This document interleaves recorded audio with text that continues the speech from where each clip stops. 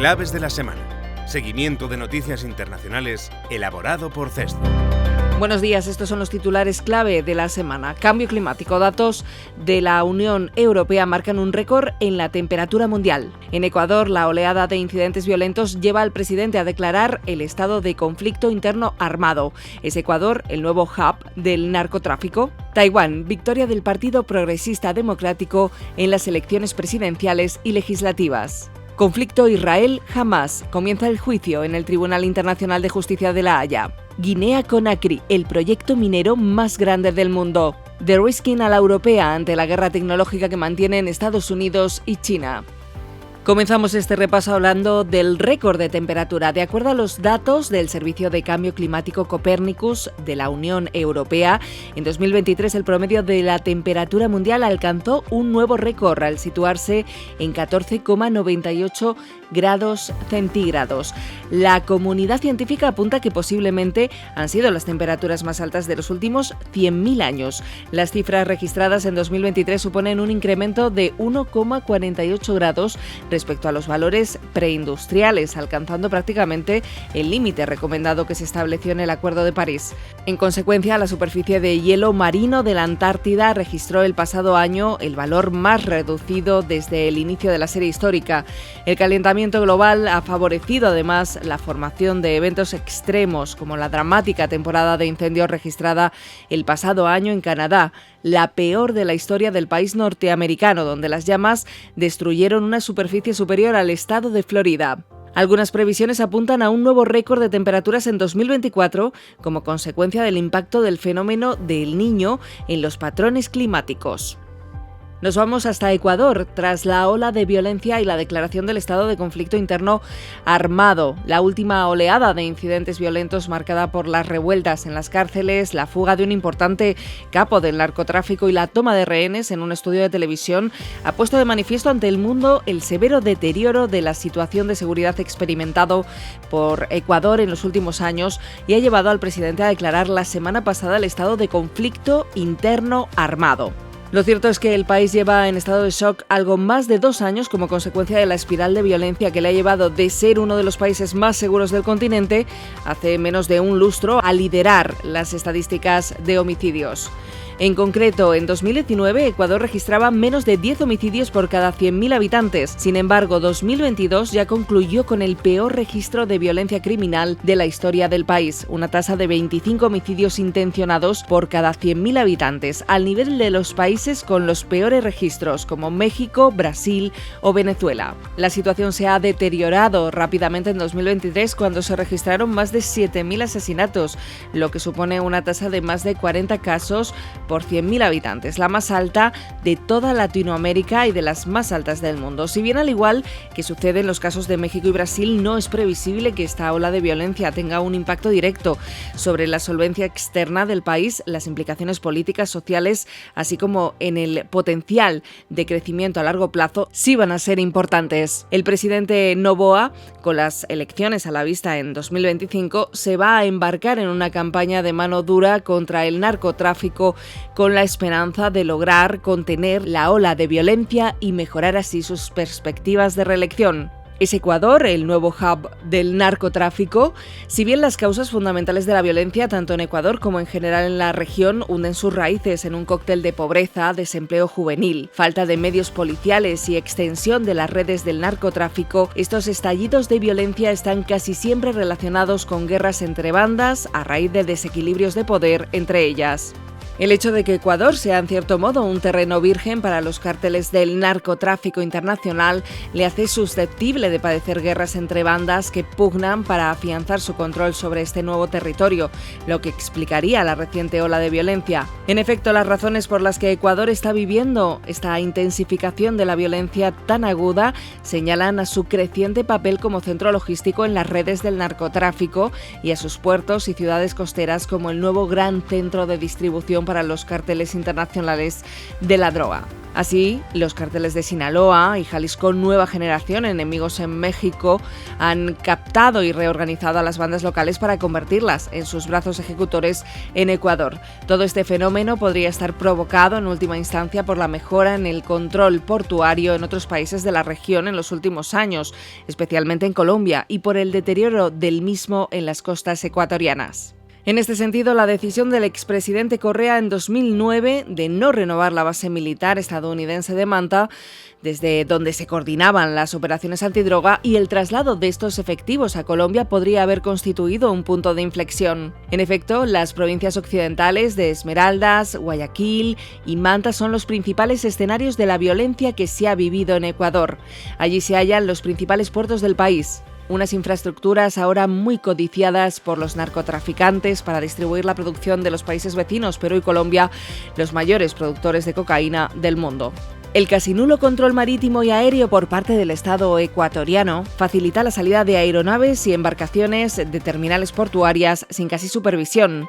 De ahí que Ecuador se haya convertido en una pieza importante en la logística del narcotráfico internacional. Además, a partir de los puntos costeros, las redes criminales se expanden al interior del país buscando puntos de almacenamiento y en paralelo emprenden otras actividades habituales de estas organizaciones como son el blanqueo de capitales, la extorsión y el secuestro. Finalmente, como ha sucedido en el resto de la región, las mafias estarían intentando extender su influencia sobre el sistema político y judicial, de ahí los asesinatos de políticos, abogados, activistas y periodistas.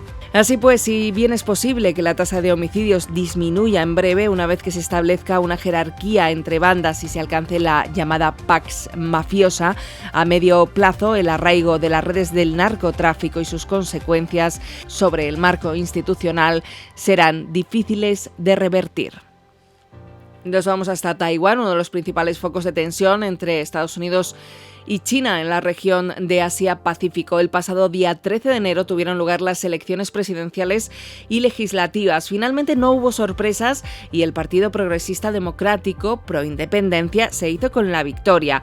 Lai Ching-te, que obtuvo el 40% de los votos, será el nuevo presidente por delante de sus rivales Hou Yu del Kuomintang con el 33,49% y Ko Wen-je del Partido Popular de Taiwán con el 26,46%. Aunque el resultado otorga un histórico tercer mandato para el Partido Progresista Democrático, también es el segundo resultado más bajo del partido en unas elecciones presidenciales desde que Taiwán comenzó a celebrar elecciones presidenciales directas en 1996. Asimismo, ha perdido la mayoría en el legislativo y deberá pactar con el Partido Popular de Taiwán, que se convierte ahora en el árbitro de la nueva legislatura.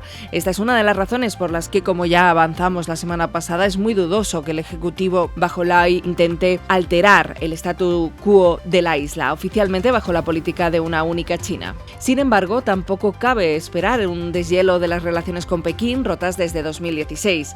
De todas formas, Pekín ya ha anunciado como una ruptura de la política de una única China la felicitación emitida por el presidente Biden a Lai por su victoria, y no se puede descartar que en los próximos días asistamos a nuevas medidas de corte intimidatorio sobre la isla. Esto podría incluir sanciones económicas, así como incursiones más frecuentes en la zona de identificación de defensa aérea de Taiwán. De hecho, ya ha comenzado el cruce de declaraciones a este respecto.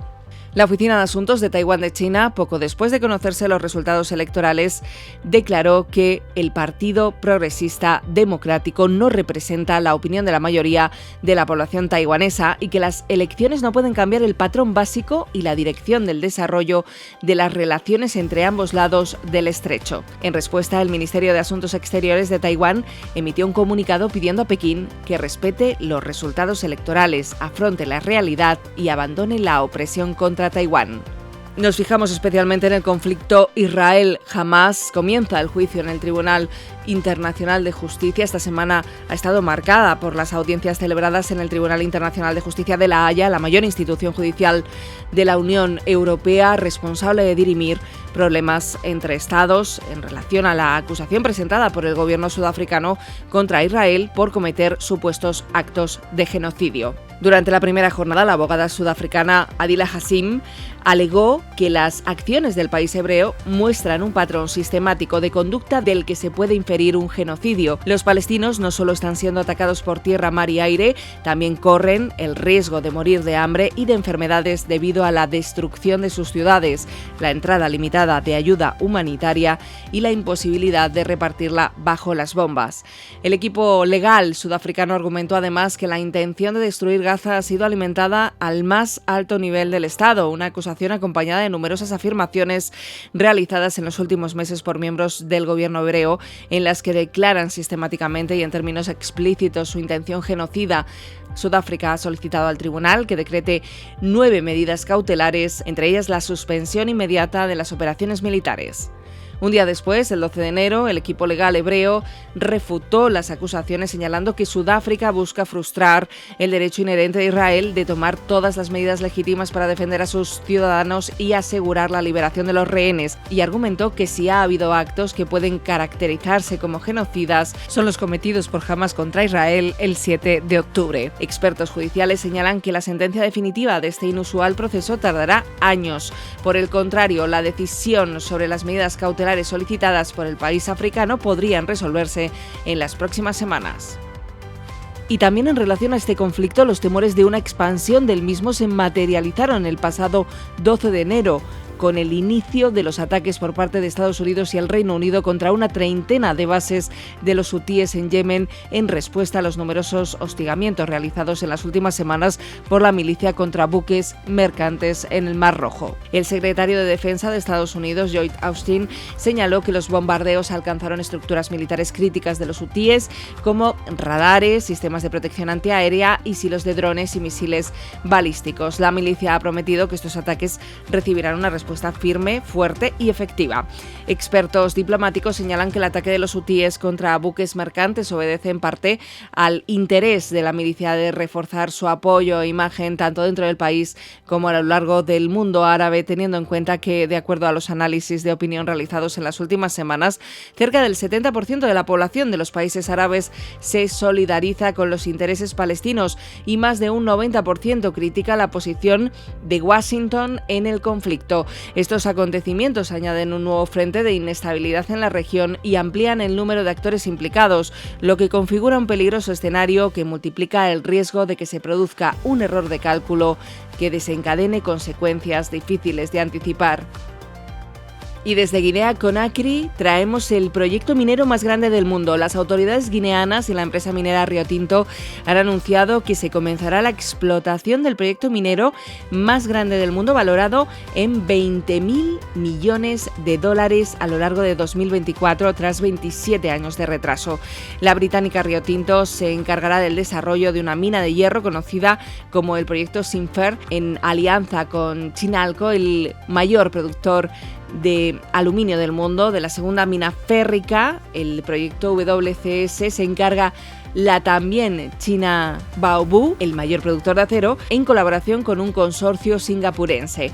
Las partes también cofinanciarán la construcción de más de 500 kilómetros de ferrocarril desde los proyectos situados en las montañas de Simandou hasta el puerto de Morebaya, cerca de la capital, Conakry. El hierro de estas minas es de muy elevada calidad, cada vez más difícil de encontrar en grandes cantidades.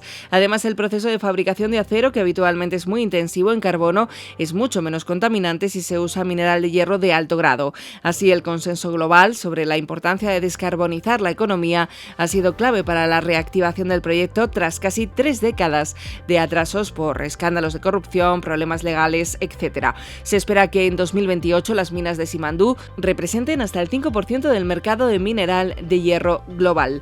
El desarrollo de este inmenso proyecto también repercutirá positivamente en la economía guineana, que tiene un alto potencial de desarrollo, y en 2024 crecerá un 5,9% según el Fondo Monetario Internacional.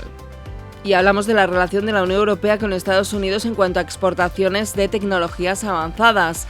De-risking a la europea. La Unión Europea no es ajena a la mala situación en la que se encuentran actualmente las relaciones entre Estados Unidos y China. Los controles que Washington ha impuesto a las exportaciones de tecnologías avanzadas también pesan sobre las relaciones comerciales entre Bruselas y Pekín. De hecho, el pasado mes de junio, la Comisión Europea se comprometió a elaborar un listado de tecnologías críticas y a realizar una evaluación de riesgos al respecto. Unos meses más tarde, la Comisión destacó las 4 áreas que presentaban un mayor riesgo inmediato para la seguridad de la Unión Europea.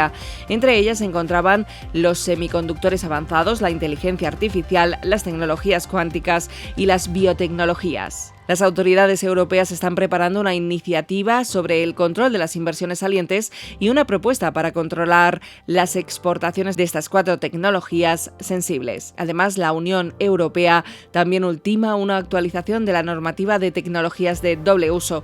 Se trata de la respuesta europea ante la guerra tecnológica que mantienen Estados Unidos y China, una respuesta que Washington ha calificado de insuficiente. El Ejecutivo estadounidense ha presionado intensamente a los países aliados clave en la cadena de suministros de los semiconductores como Japón y Corea del Sur para que secunden sus sanciones y limitar aún más el acceso de China a tecnología puntera. Estados Unidos y la Unión Europea han abordado las posibles sanciones sobre semiconductores y otras tecnologías críticas en el Consejo de Comercio y Tecnología, el grupo bilateral en el que negocian sin obtener resultados notables sobre controles coordinados.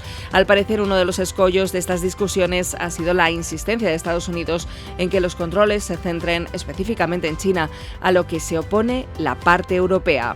Y hasta aquí nuestro repaso de noticias internacionales. Recuerda que puedes consultar más desde el apartado de comunicación Claves de la Semana en nuestra web ceste.com. Hasta la semana que viene.